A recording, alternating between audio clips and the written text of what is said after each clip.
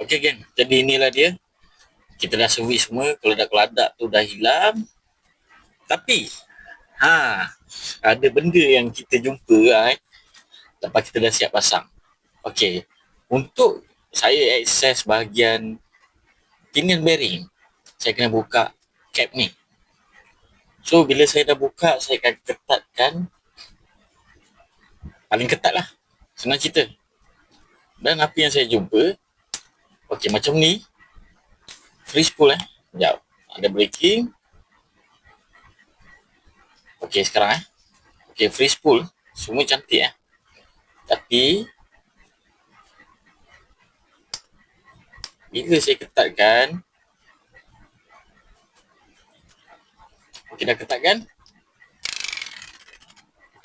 Okey, ni cantik.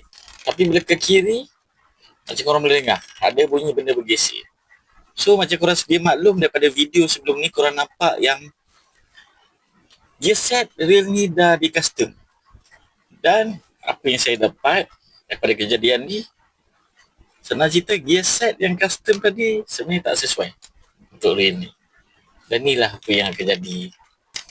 Nampak? Berbunyi kan? Aduh. So untuk bagi hilang bunyi ni, kita kena longgarkan cap ni. Dah jadi macam tensioner. Tapi tensioner untuk gear set, bukan untuk spool. Okay.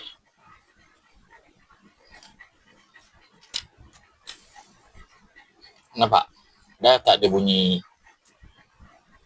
So nampak? Nak custom, banyak benda kita kena tengok sebelum kita buat.